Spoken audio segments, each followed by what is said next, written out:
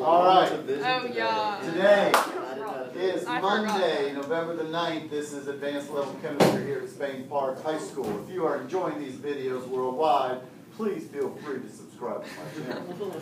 All right.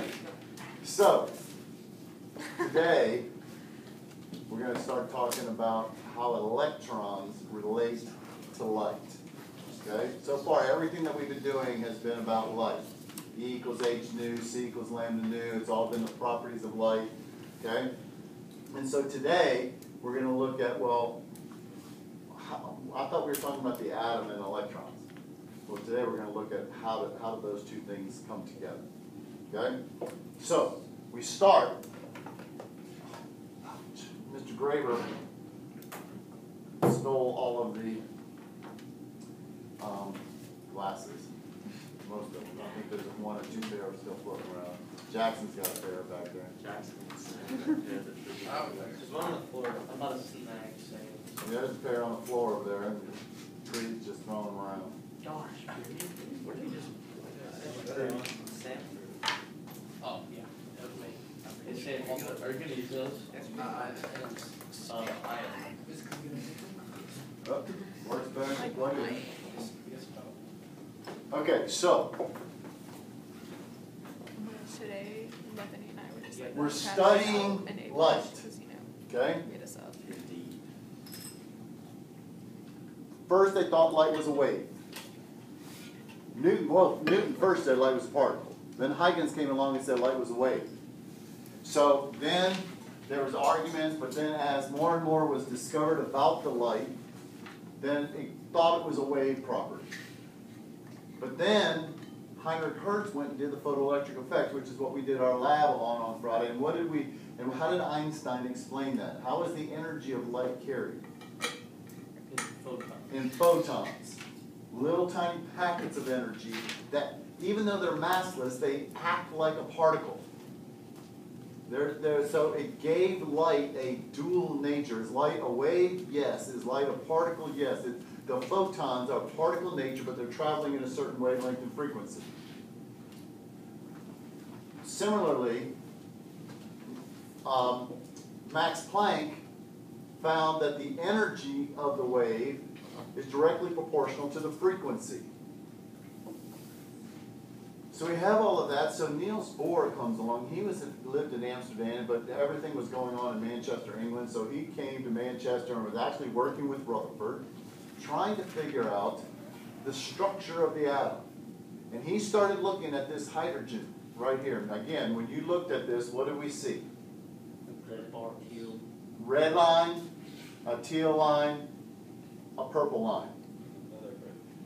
It took Bohr, I think, 2 years of math and research and doing things to come up with an explanation of how that can be. How can an element produce individual lines?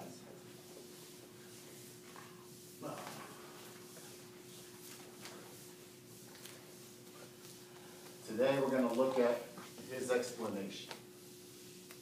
And I know you're going to be excited about this, but it's going to involve some more math. One more step to the same equations we were working.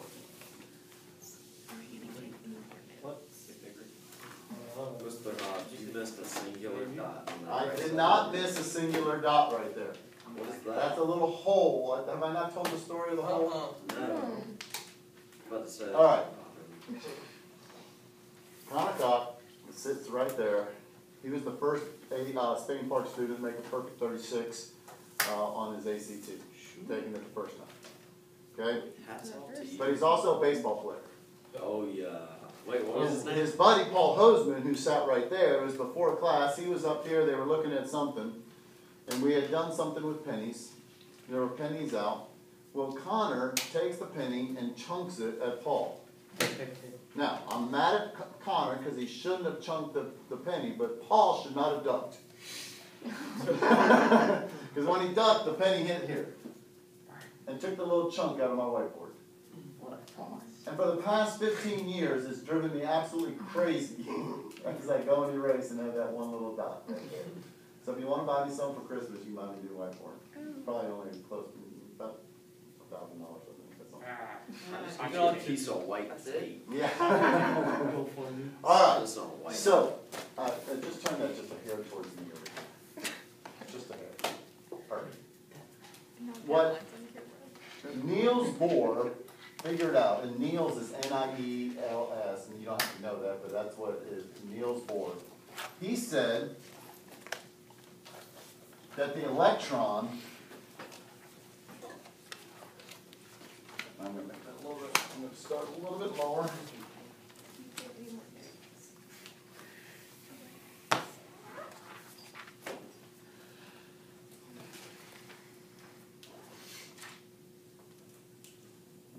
Four, 5, 6. Now they're really getting closer than this, but I can't draw them any closer. 1, 2, 3, 4, 5, 6, 7. He said there are 7 energy levels. One of the things that confused Rutherford was, okay, he found that the nucleus is very tiny, that the electron, he said the electron is, he said it was in orbits around the nucleus, but a charged particle and a negative electron going around a positive nucleus, rotating like that, classic physics says the electron ought to cave into the nucleus. At some point, the energy is going to radiate energy, it's going to slow down, it's going to cave in. All right? That's what physics said. That didn't happen with the electron. It never caves in. So Niels Bohr made a real thing. He said, well, the electron never caves in. It must have a fixed energy.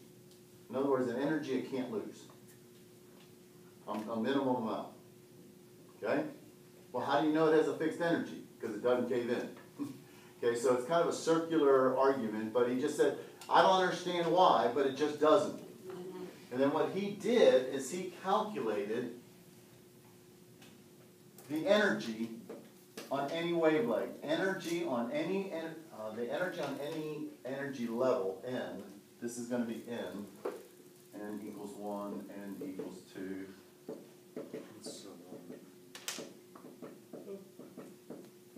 Okay? It's going to equal negative 2.18 times 10 to the minus 18th joules divided by n squared. So he was able to calculate, well, how much energy does an electron have if it's on the first energy level? And this is really just for hydrogen. The simplest with only one electron. So what he said happened is you have an electron that's right there. So I take the energy off. Nope, it's already off. The energy's off with the hydrogen. So it's in what we call the ground state, the lowest possible energy state. The electron's down here in the first energy level. But then we turn the electricity on. That causes the electron to get promoted. We call it an excited state. It goes up into a higher energy level without the lower one being filled. Okay? So when it goes up, let's just say it goes all the way up to 7. Now, everything in nature always wants to get to the lowest possible energy state. So now it's absorbed the energy in the form of photons. Now it has to come back down and release the energy. Well, how can it get from 7 to 1? There are a plethora of possible ways in which the electron can do that. The simplest, 7 to 1. The next, it could go 7 to 6, 6 to 1. It could go 7 to 5, 5 to 1, 7 to 4, 4 to 1, 7 to 3, 3 to 1, 7 to 2, 2 to 1. Or, it could go 7 to 2, 2 to 1. It could go 6 to 2, 2 to 1. It could go 7 to 6, okay? Everything ending on 2 and then 2 to 1. Or, it could just go down to the third. Or it can just go down to the fourth. That's every possible electron transition. There's 21 of those, if you counted all the arrows. But only 21. And what he was able to find, I've got to buy some markers, that when we look at that, this transition corresponds to the red line that we see. he found that any time in the hydrogen atom an electron transitions from the third to the second energy level, it gives off a certain energy and wavelength that we see in our brain, and all of our lives we've been told that that color is red. Okay? So it gives off a red line. That just kind of to get back to our conversation on Friday about color. We don't really know what color we're each seeing inside of our head, but when we see this color, we call it red. How our brain interprets that particular frequency. But it has a set wavelength and frequency. So, this one is the teal line. This one is your first violet line. This one is the second violet line that we couldn't see. And this one is barely in the UV. Remember, UV has more energy than visible light, so this is a bigger transition. So it's going to be violet, ultraviolet. All of these are in the UV range. We call this the Lyman series. This is called the Balmer series. And this is in the visible light. These are the ones we can see. These are in the infrared. And they're going to be called, this one's easier to remember, the Passion series. This red and passion go together. Okay? Infrared, IR, infrared. Shorter energy, longer wavelength than the visible light. This is the heat. I don't know if you remember, it got real hot when I turned it on. Okay, I had to be careful swapping out the bulbs. Okay, because infrared is absorbed as heat. Okay, so all heat waves are in the infrared. And you guys have seen the goggles that can see the heat signatures of people inside a building, or, you know, if you've ever seen the science fiction Predator, you know, anyway. These two are in the infrared, infrared, and infrared. Okay, they're all low energy. This one, you know, is called the bracket series. This one's called the Pfund. I don't know how you pronounce it. I don't know why you put a P in front of something like that. That's flavor. Okay? So, here's the point though. This is the takeaway from all of this. The electron can only be at certain energy levels. The electron can only gain and lose specific amounts. So what Bohr found is that the change in energy, let's just say from 3 to 2, is equal to negative 2.18 times 10 to the minus 18th joules divided by 2 squared minus negative 2.18 times 10 to the minus 18th joules divided by 3 squared. It's always final minus initial.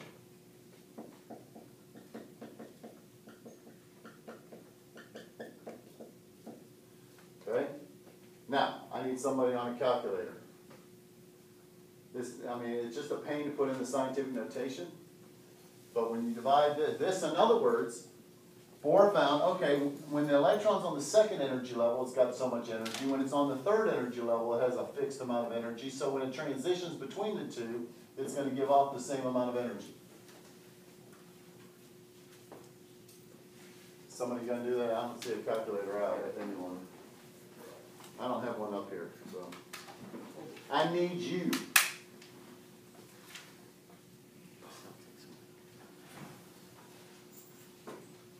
Think of the rock and roll song. I need you to need me. I want you to want me. Now you know I teach songs and not choir.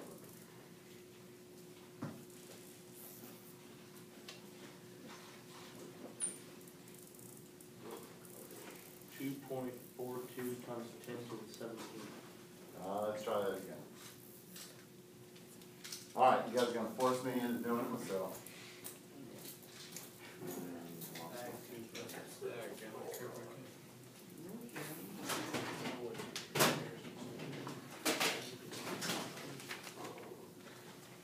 All right, so we're going to go negative 2.18, second function EE, negative 18 divided by 4 minus negative 2.18, second function EE, negative 18 divided by 9 equals. Negative 18.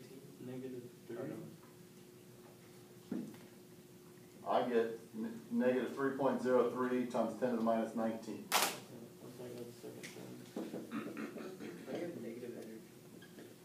That's a really good question.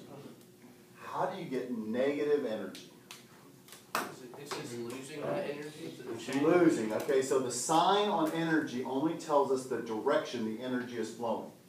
Negative means it's exothermic, the heat's flowing out, being given off. Positive means you're putting the energy in. If we change this around from 2 to 3 to go up from 2 to 3, how much energy it would take? It's just going to be the positive version of that. Because you go 3 minus 2 is plus 1, 2 minus 3 is minus 1. The only difference is the sign, right? So whenever an electron goes up, it absorbs energy. When the electron comes back down, it releases energy. So I see Clay looking around at the lights.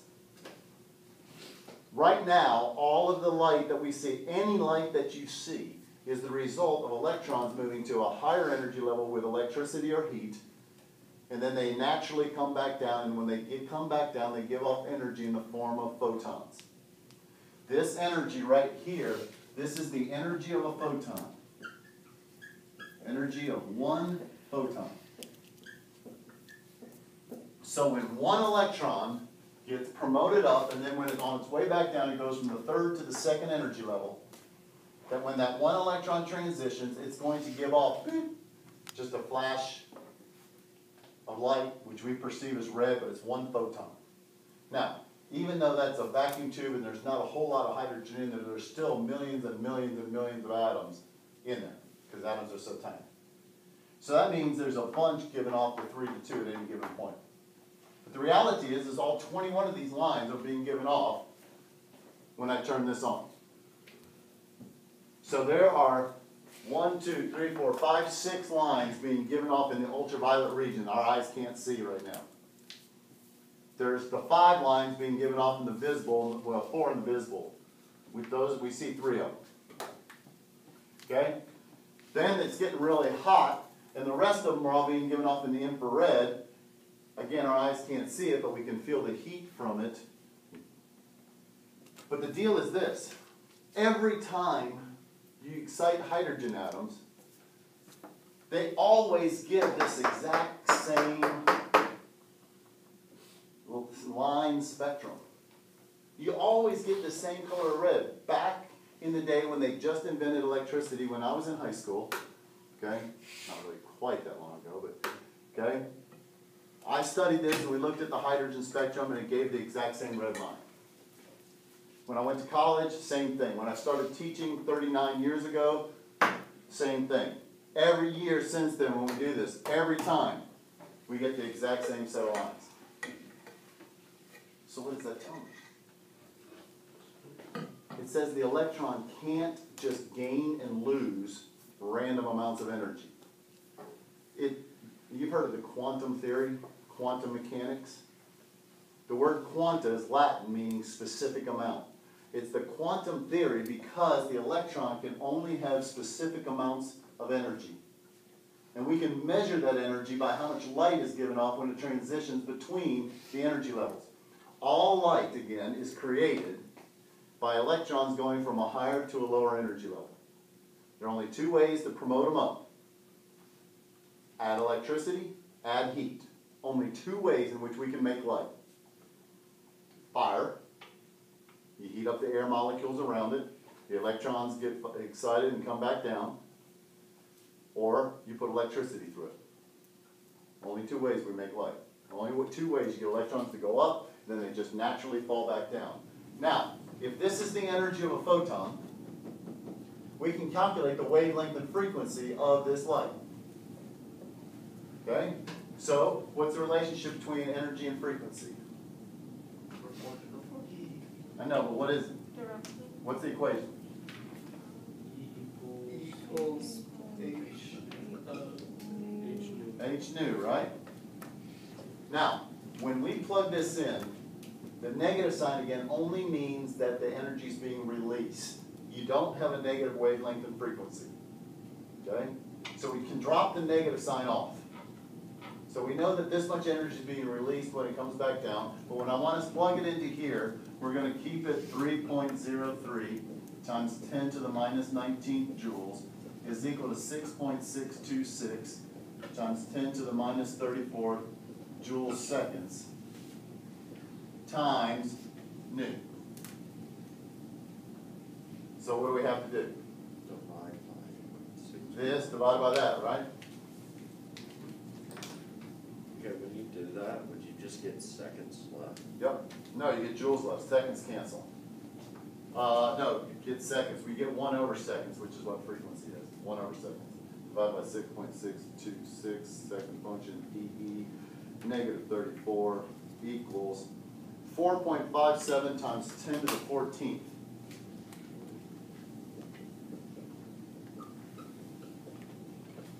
And that's per seconds, which is equal to 4.57 times 10 to the 14th hertz. So that's the frequency. So the photon is being given off, poof, a packet of energy is given off when the electron drops down. Poof, it gives off energy. The energy is going to have, that photon is going to be traveling in a wave that's going to have a frequency of 4.57 times 10 to the 14 hertz. Now I want to calculate the wavelength of that. So what's the relationship between frequency and wavelength? Okay, but what's the actual equation? C equals lambda nu. C equals lambda nu. So I want lambda, so lambda is equal to C over nu, right? Apparently I turned just a hair this way. Perfect. All right. So that's going to equal 3.00 times 10 to the 8th meters per second divided by nu, which we just calculated to be 4.57 times 10 to the 14th per seconds. The seconds are going to cancel, leaving me meters. So it's going to be 3, second function, EE8 divided by second function, answer equals 6.57 times 10 to the minus 7th.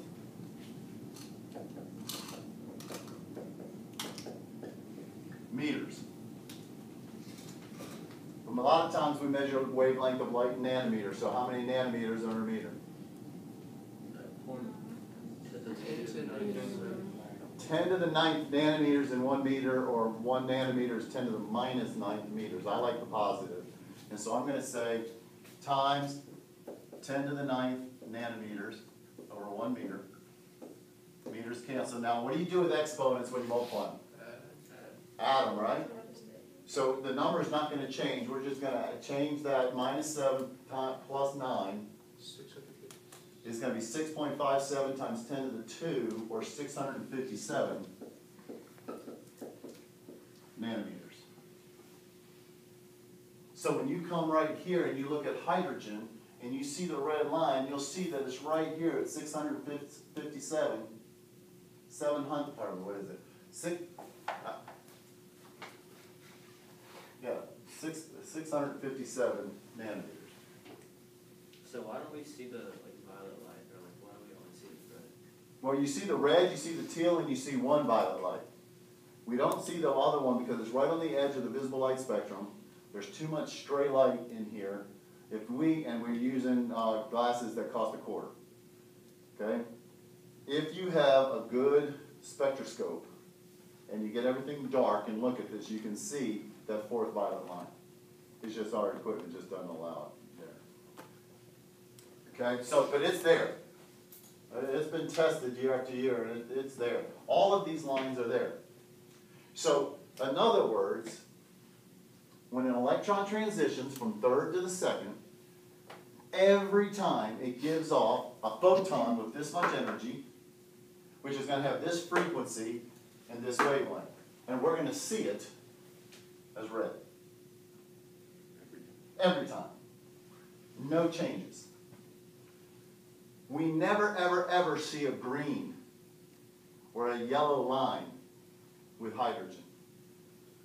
If it was going to be green, okay, so here's hydrogen. This is 3 to 2. This next one, it's not really the right color on here. It looks more blue, but it's really that teal color.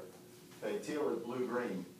If I wanted just green, that means the electron would have to be going somewhere from here, somewhere in the middle to here, right?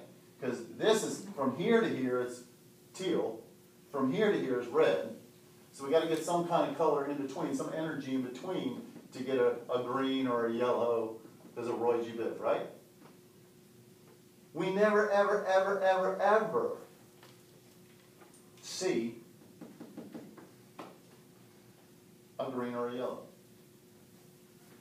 So that tells us that the electron can never be. It can't be right there. It can only be here and it can only be there. How does it get from here to there? We really don't know. It just absorbs photons and releases photons. All energy is transferred between matter via photons. The electrons go up, they come back down. They go up, they come back down. It's all the light is produced. But everything that we know then tells us about the energy of the electron based upon the light that's given off from it. So, simple equation. Yeah, it's complicated because of the scientific notation, but it's always final minus initial. So right now in your notes, let's do and calculate the fortitude. We just want to do fortitude. Let's see what you can do.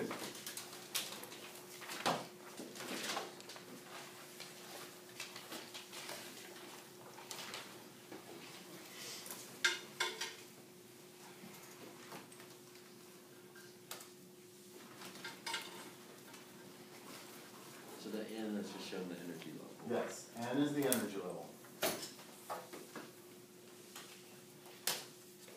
And it's always final minus initial, so we're going from 4 to 2. So it's ending on 2 and starting on 4.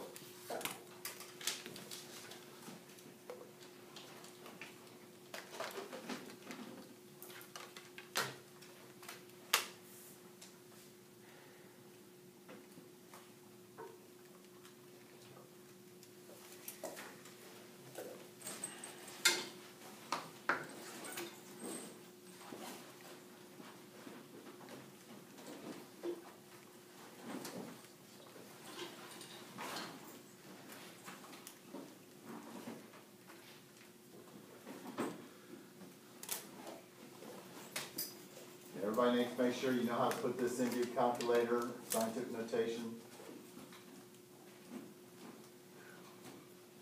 Internet's out. AC must be out too. Cold.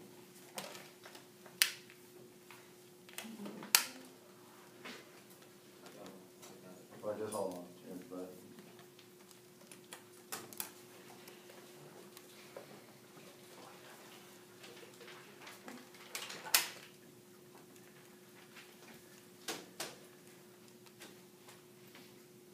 did you end up 487, somewhere in that range, nanometers?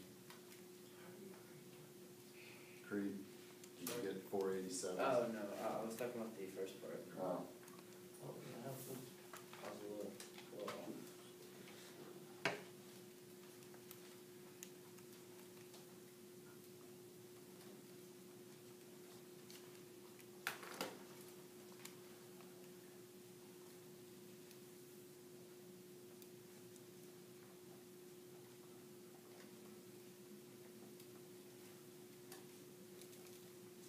You said you're supposed to get what?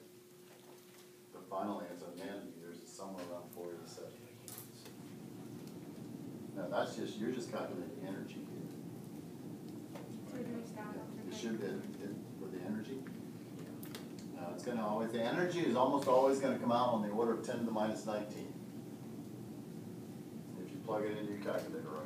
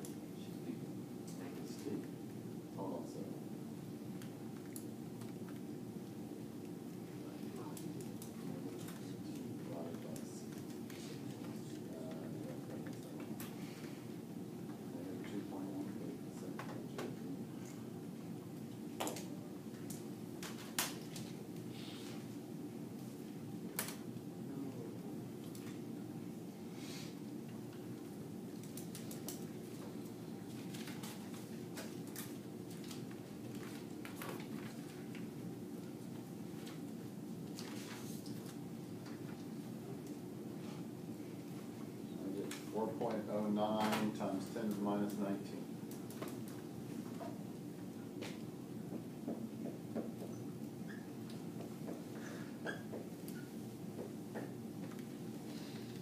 Okay, so if you didn't get that first part right, you're going to be in trouble on the next parts. But you need to be able to put this into your calculator. And for those of you, you all have that blue one, you probably want to put this into parentheses, each thing in a parenthesis, make it work.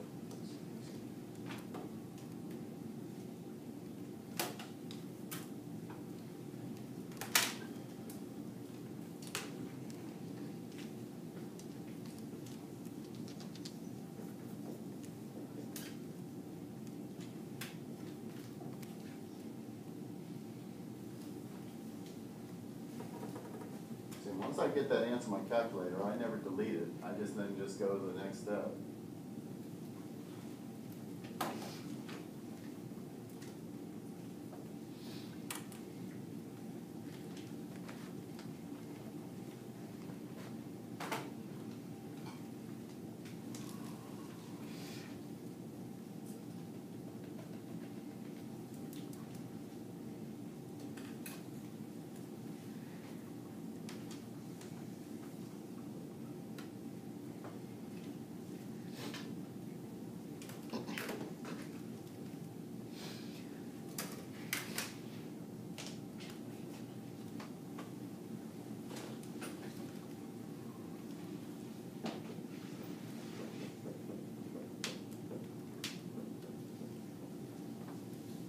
Mr. Hobbs, how did you get, I got to the negative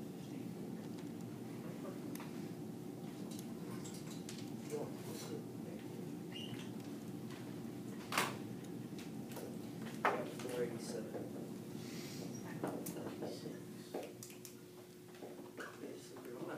Oh, that's one.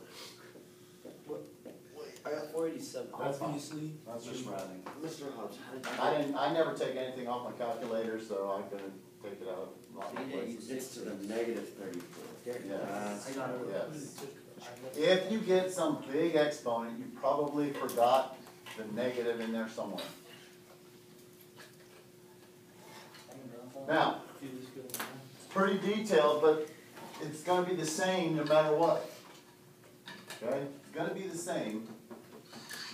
You just always put that in here, that E equals H nu, C equals lambda nu, kind of the same steps over and over again. So again, 486, we come over here and we look, we find on the hydrogen spectrum, wow, our teal line is right at 486, 487 nanometers. I knew the answer to give to Creed because I just looked here on the chart. Because last year, the year before that, the year before that, and the year before that, every time you excite a hydrogen, you always get the exact same 4 lines. Which again tells us the electron can only have fixed quantized energies. It can only go from one energy level to another. How it does it, nobody really knows. Niels Bohr himself said, if you think you understand quantum mechanics, you haven't thought about it enough. And he's the guy that kind of came up with the whole idea in the first place. Okay? This was very, very controversial at the time. I mean, Einstein argued and battled and all, just the whole quantum theory. But it came to be accepted.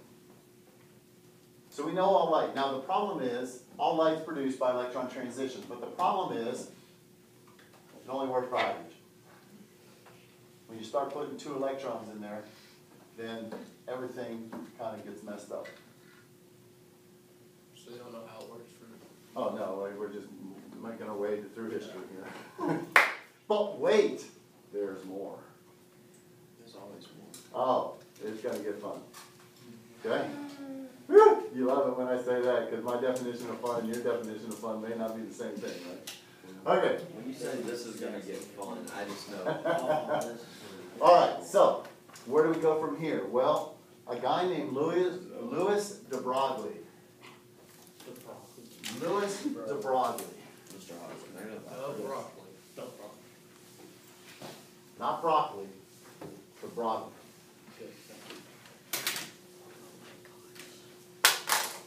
I'm going to leave this up here.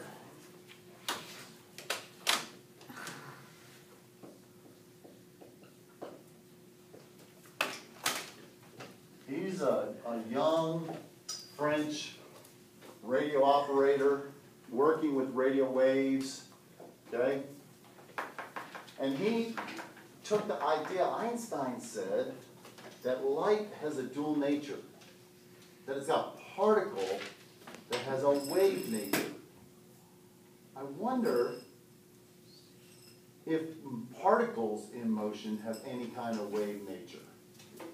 Taking it kind of from the other perspective.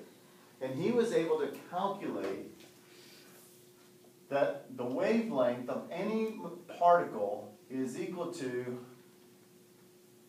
oh crap, I can't remember, H over mv, H over mv, where it is in AP book. We don't know, Mr. Hobbs.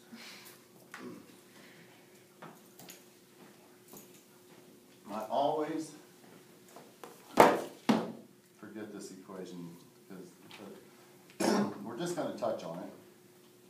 Atoms. Let's look at it in the index. I just want to get it right.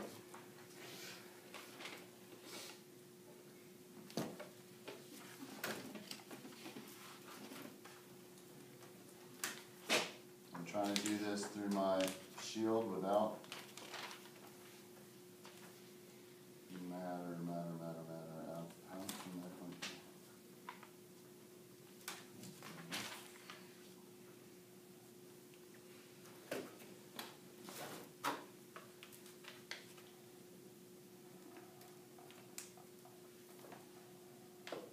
Matter wave behavior 223. It's like H over MD. Just for the record, before I say this, I want to say that it's H over MD. But I don't want to tell you wrong.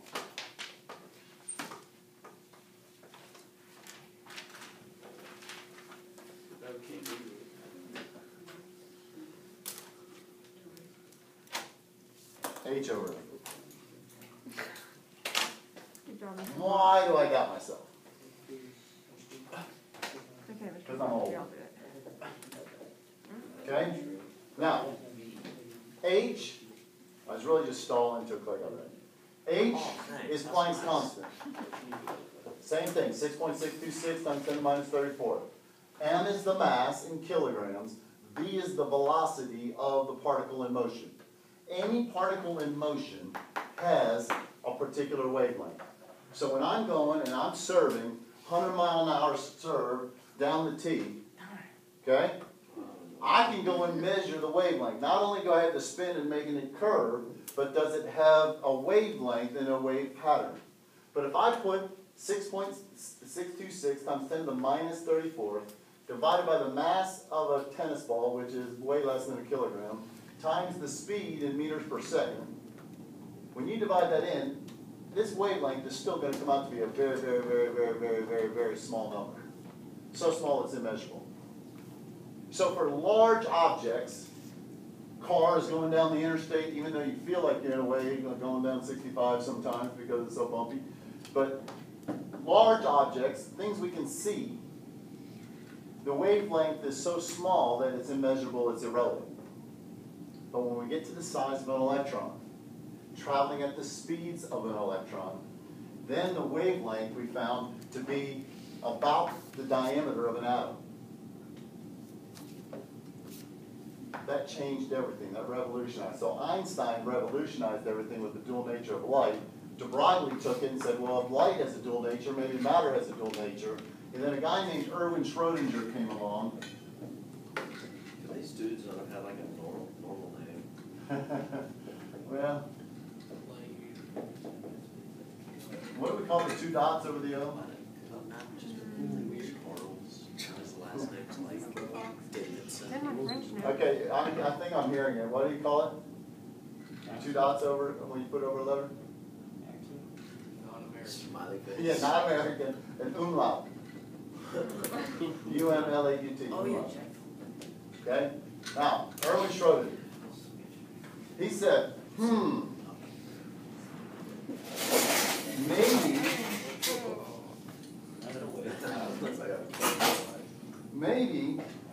oh, it's gonna be all twisted up again. Bill Nye would be like the special slinky of science. That's exactly what this is. like an Exactly, we're all unslinky. like a slinky of science. How do they get tangled up that can't ever be untangled? I broke so many slinkies. That is- Oh, we're making progress. That needs to be like, You have to see that first. There's no way I have to go all the way through there. there need to be YouTube videos how to untangle. This is a video of it. You just let it hang. Okay, go ahead. Grab an end. Oh, bad. Oh, no. Grab an end and go stand it back to the wall right over there. Right in front of the leg. It's kind of heavy. Oh, what up? What? Are we gonna like go? I am not going all the way to the wall. There you go. Now, do not let go is the key. Okay? If you need to grab up higher, yeah, just don't let go. All right, so with a wave, just trying to get a little tension in here. With a wave, if I send a pulse down, you can see it bouncing back and forth, right? Okay? Maybe shine that down so. Yeah, that'll probably work. Okay? So we can see the pulse. Just take the thing and One of you can. You move it back. just lower it. I'm gonna Can break you it. not just like twist the thing and lower the stand? Caroline, just kind of like. Yeah, there you go. Yeah. Yeah, there we go. Oh, yeah, you can see it. All right. So we send the pulse, but it's back and forth. And so we have the crest and it goes back and forth. But if I start going in a rhythm, I can make what's called a standing wave. Right now, the crest is bouncing off of clay and meeting up with another crest or another trough, and it's going double high. Right in the middle, right in front of the camera, right in front of Caroline, okay? There's an area where it's not moving at all. That's called a nodal region. Oh, I Okay? see it. That's weird. That's where a crest is meeting a trough. Okay? Now notice, how many crests are there? Two. Okay? So now, I'm going to change the energy. Whoa. Now there's three. Now there's three crests, right? But it's a whole number. I don't have parts of crest, and I have two nodes. I have a different energy at a different wavelength. Okay? All right. It's good workouts. If you did this for an hour, you'd be good. Hey, it's like doing the ropes, you know. All right. So, if I increase the energy again, Oh, you might want to get like. if I increase the energy again, Play his feet. okay? But notice I have to get the frequency just right. Okay, I can't do that very long, that's really fast. Okay? But if I just kind of just do random, then I don't get the standing wave pattern. Okay, Clay, you did a great job. Thanks, I'm starting to sweat.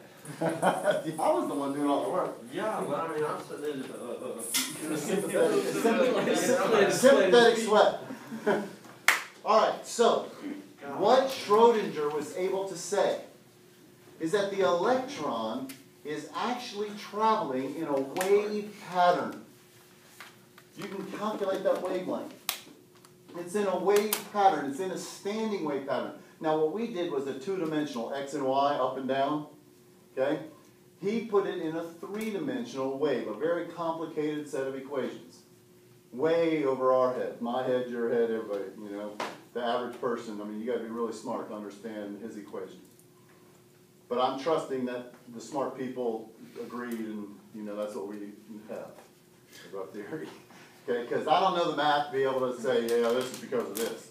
Okay? But he described the motion or the energy, more the energy of the electron based upon a wave characteristic. And he was able to derive this exact same equation, negative 2.18 divided by times 10 to the minus 18th divided by n squared, but in terms of a wave. Okay? So, we say the electron is a wavicle. It's a wave that travels, pardon me, it's a particle that travels like a wave. Now, we don't have Today is Monday, right? Tomorrow, when we come in, don't put up quite yet. Tomorrow when we come in,